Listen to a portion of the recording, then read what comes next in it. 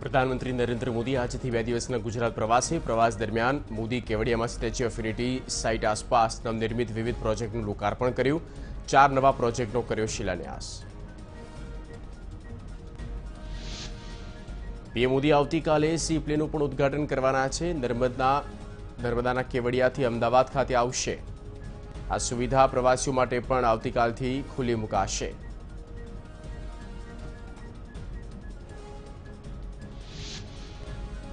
Statue of unity ખાતે વડાપ્રધાને unity glow ગાર્ડનનું પણ લોકાર્પણ કર્યું. આ સાથે કેકટ્સ ગાર્ડન પણ રાષ્ટ્રને સમર્પિત કર્યો. કેકટ્સ ગાર્ડનમાં કેકટ્સની જુદી જુદી પ્રજાતિની વસ્તુઓ પ્રવાસીઓને મળી શકશે. ત્યારબાદ મોદીએ સ્ટેચ્યુ ઓફ યુનિટીની વેબસાઇટને લોન્ચ કરી. કેવડિયા મોબાઈલ એપની શરૂઆત કરી.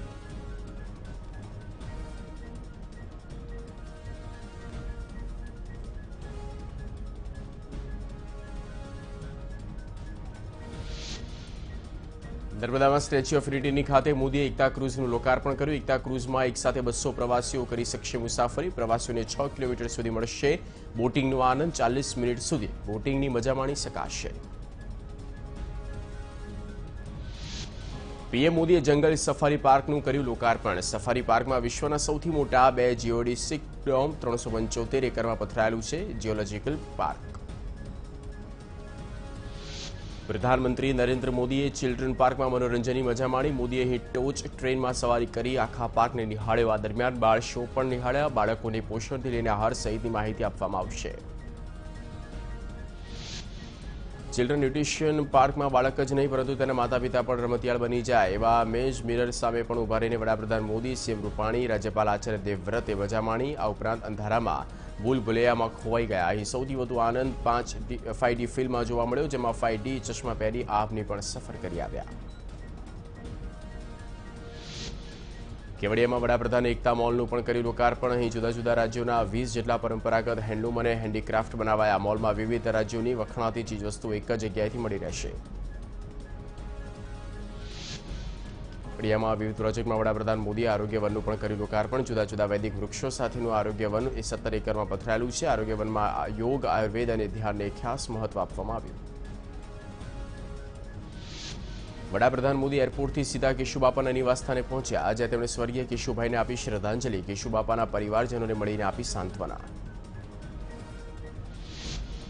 સ્વર્ગીય કેશુભાઈને શ્રદ્ધાંજલિ આપ્યા બાદ વડાપ્રધાન મોદી મહેશ નરેશ કનોડિયાના નિવાસસ્થાને પહોંચ્યા, જ્યાં વડાપ્રધાને સ્વર્ગીય કનોડિયા બંધુઓને પણ આપી શ્રદ્ધાંજલિ.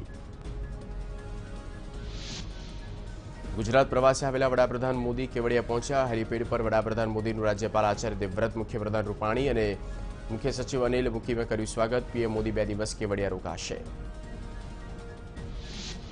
રાષ્ટ્રીય એકતા દિવસે વડાપ્રધાનની હાજરીમાં એકતા પરેડ યોજાશે. કેન્દ્રીય આર્મ્ડ ફોર્સિસ અને સ્ટેટ આર્મ્ડ ફોર્સિસ પરેડની શરૂઆત કરશે. બીએસએફ, સીઆરપીએફ, મહિલા વોરિયર્સ તેમજ આઈટીબીપી સહિતના દળો ભાગ લેશે.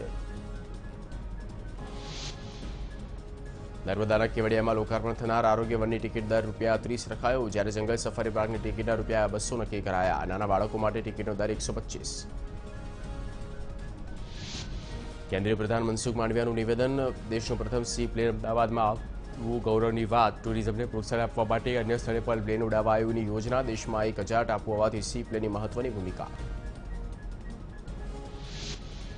વડાપ્રધાન મોદીના પ્રવાસને લઈને અમદાવાદમાં સુરક્ષા સઘન કરતા શહેર પોલીસ છાવણીમાં ફેરવાયું. પીએમની સુરક્ષાને લઈને મરીન પોલીસ રિવરફ્રન્ટ પર બોર્ડથી કરી રહી છે પેટ્રોલિંગ. આવતીકાલે રિવરફ્રન્ટ જનતા માટે બંધ.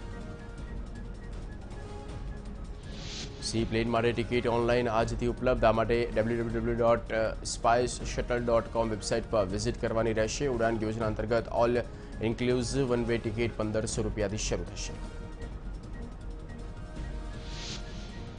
પૂર્વ સીએમ કેશુભાઈ પટેલનું નિધન થતાં જૂનાગઢના વિસાવદરમાં લોકોએ સ્વયંભૂ બંધ પાળીને આપી શ્રદ્ધાંજલિ. સાથે સભાનું પણ કરાયું આયોજન. સોમનાથ ટ્રસ્ટના પ્રમુખ અને પૂર્વ સીએમ કેશુભાઈનું નિધન. સોમનાથ શોપિંગ સેન્ટરના વેપારી, ફેરિયા અને ફોટોગ્રાફરોએ કેશુબાપાને આપી અંજલિ. મૌન રેલી યોજી આપી શ્રદ્ધાંજલિ. ધારી બેઠક પર ભાજપે મોટો રાજકીય ખેલ પાડ્યો. યુવા કોંગ્રેસના 200 જેટલા કાર્યકરોએ કેસરીઓ ધારણ કર્યો. બગસરા એનએસયુઆઈના પ્રમુખ નિખિલ ભંડેરી સહિતના યુવાનો ભાજપામાં જોડાયા. ગઢડા વિધાનસભાના સીટના ભાજપના ઉમેદવાર આત્મારામ પરમારે કર્યો લોકસંપર્ક. શહેરના મુખ્ય માર્ગો પર ડીજેના તાલે લોકસંપર્ક કર્યો. કાર્યક્રમમાં સોશિયલ ડિસ્ટન્સના ધજાગરા. કચ્છની અબડાસામાં કોંગ્રેસના પ્રદેશ પ્રમુખ અમિત ચાવડા પ્રભારી રાજુ સાતવની સભા, જેમાં ભાજપાના 200થી વધુ કાર્યકરો કોંગ્રેસમાં જોડાયા. કચ્છમાં પેટા ચૂંટણીના પ્રચાર દરમિયાન અમિત ચાવડાએ આક્ષેપ કરતા કહ્યું, કચ્છમાં ફરજ બજાવી ગયેલા પૂર્વ પોલીસ અધિકારી અને કલેક્ટર કોંગ્રેસ સમર્થકને ડરાવી રહ્યા છે. હાર ભાળી ગયેલી ભાજપા માટે કામ કરી રહ્યા છે પૂર્વ અધિકારીઓ. મોરબીના વાઘપરમાં બીજેપીના બ્રિજેશ મિર્જાની ચૂંટણી સભા પહેલા યોજાયો ડાયરો. કીર્તિદાન ગઢવીના ડાયરામાં મોટી સંખ્યામાં લોકો રહ્યા હાજર. કોરોનાની મહામારી વચ્ચે ડાયરામાં સોશિયલ ડિસ્ટન્સના નિયમોનો ભંગ.